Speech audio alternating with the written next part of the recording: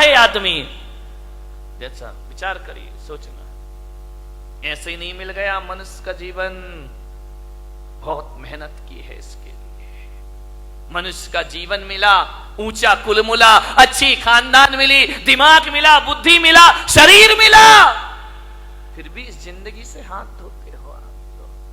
अब तो घबरा के कहते हैं कि मर जाएंगे, अब तो घबरा के कहते हैं कि मर जाएंगे। और मरकर भी घबरा गए तो फिर बताओ अब किधर जाएंगे? दूसरा हमारे पास कोई रास्ता है नहीं। जिंदगी मिली है, अच्छे से जियो, तरीके से जियो, सलीके से जियो। बहुत कम जीवन मिला है, इसे उदासियों में मत गुजारिए। जिंदगी भीख में नहीं मिलती, जिंदगी बढ़ के छीनी जाती है। जिंदगी भीख में नहीं मिलती, जिंदगी बढ़ के छीनी जाती है। अपना हक संग दिल जमाने से छीन पाओ तो कोई बात बने। सर झुकाने से कुछ नहीं होगा, सर उठाओ तो कोई बात बने। पोंछ कर अश्क अपनी आंखों के, मुस्कुराओ तो कोई बात बने। मुस्कुराओ तो कोई बात बने। उदास मत जियो, जिंदगी को पूरे आनंद के साथ जीने का प्रयास।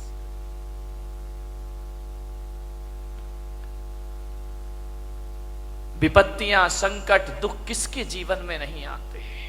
सबके जीवन में।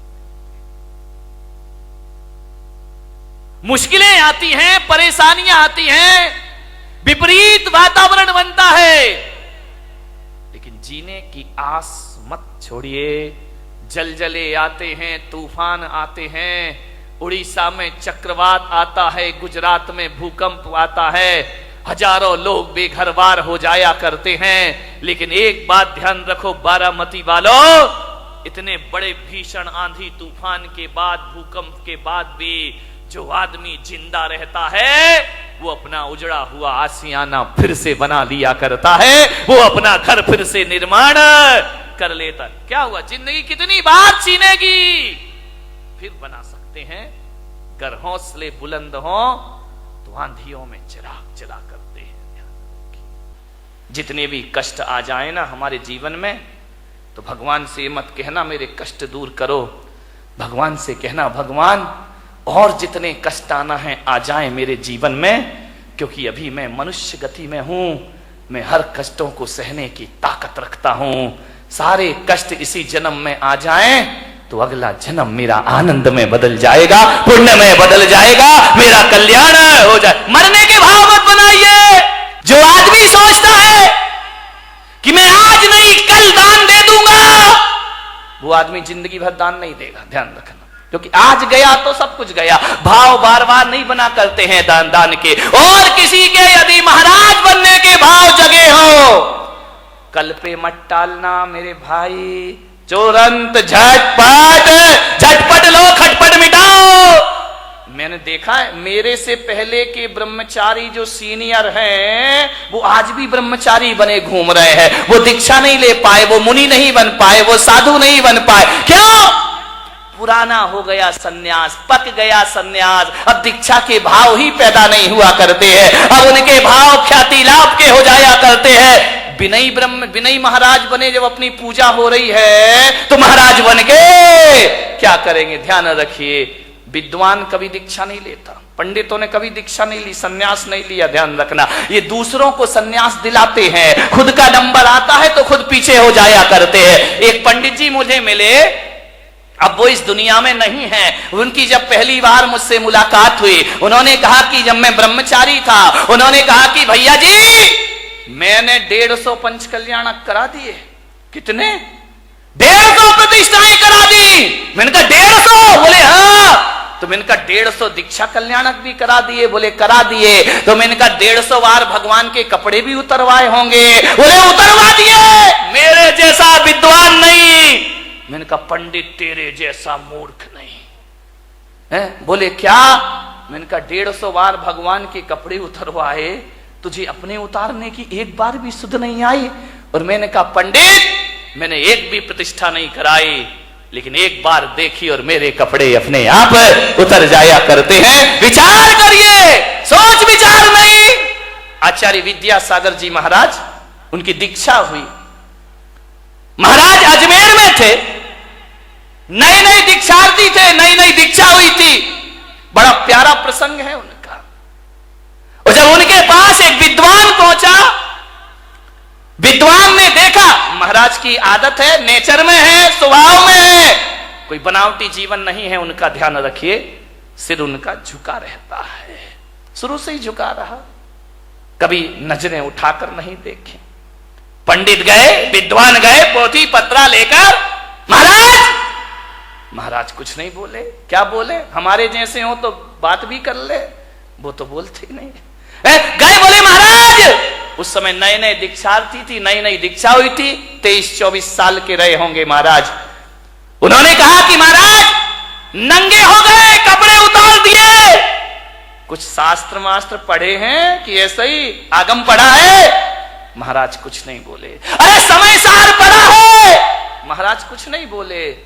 बोले बस कपड़े उतार के बैठ गए, रोटियां मिल रही हैं समाज की, आराम से जय जयकार, ख्याति लाभ। समय सार पढ़ा है आपने? जब 3 बार उसने बोला तो महाराज ने कहा अब तो जवाब देना जरूरी, अब बहुत ज्यादा पानी सर से ऊपर हो रहा है। उन्होंने कहा बोलो पंडित जी, क्या बोलना चाहते हो, क्या पूछना चाहते हो? उन्होंने कहा समय सार पढ़ा है। महाराज ने कहा तुमने पढ़ा है? बोले हाँ। बोले कितनी बार? बोले 108 बार। बोले 108 बार समय सार पढ़ लिया? बोले पढ़ लिया। आचार्य श्री से पूछा आपने पढ़ा है? महाराज ने कहा पंडित जी हमने तो 108 बार नहीं पढ़ा है, हमने एक बार पढ़ा और कपड़े उतर गए, और तुम 108 बार पढ़ रहे हो और आज तक कपड़े उतारने की सुध नहीं है, आज तक सन्यास की बात नहीं आ रही। क्या पढ़ा है तुमने? हमने एक बार पढ़ा और जिंदगी बदल गई। तुम जिंदगी भर पढ़ते हो, तुम्हारे जीवन में कोई परिवर्तन नहीं हुआ करता है। ध्यान रखिए, सन्यास झटके में होता है। जिस दिन भाव बने तुरंत प्री प्लान नहीं, आज नहीं। कई हैं लेंगे महाराज बुढ़ापे में दीक्षा ले लेंगे, अभी क्या पढ़ा बाद में ले। एक बच्चा मेरे पास आया, बोले महाराज मैं दीक्षा लेना चाहता हूं, आपके साथ चलूं? मैंने बच्चे को देखा, छोटा सा बच्चा था। बोले आपके साथ चलूं? मैंने कहा पक्का बता? बोले हाँ पक्का, मैं ब्रह्मचारी बनना चाहता हूं। बाजू में दादाजी खड़े थे 70 साल के। बोले महाराज इसकी बातों में मत आना। मैंने कहा क्यों, क्या हो गया? अरे बोले क्या पागलपन की बातें, ये इतना सा बच्चा कह रहा कि सन्यास लूंगा, दे मत देना महाराज। मैंने कहा क्यों? बोले छोटा है। मैंने कहा दादाजी तुम बड़े हो गए, तुम तो हो गए 70 की, अब तुम चलो। बड़े जाते नहीं, छोटों को जाने नहीं देते, अब करें तो करें क्या, विचार करिए। पहले का वो जमाना था, एक सन्यास लेता था तो उसके साथ 4-4 हजार लोग दीक्षा ले लेते थे। आज एक दीक्षा लेता है तो 4000 रोकने को खड़े हो जाते हैं कि काय को ले रिया है, पंचम काल है, क्यों बर्बाद कर रहा है, मत ले दीक्षा। बाहरे जमाना, जब बच्चा बिगाड़ते हो तो ख्याल नहीं आता, बिगड़ जाता है तो फिर महाराज तुम्हें याद आते हैं। ध्यान रखिए, सन्यास झटके की चीज, झटके की चीज। मन में भाव जगे, घर छोड़ देना। एक बात ध्यान रखना विट्ठल भाई, विट्ठला, घर, तुम ज्योतिषाचार्य हो ना, घर प्रवेश का तो मुहूर्त होता है।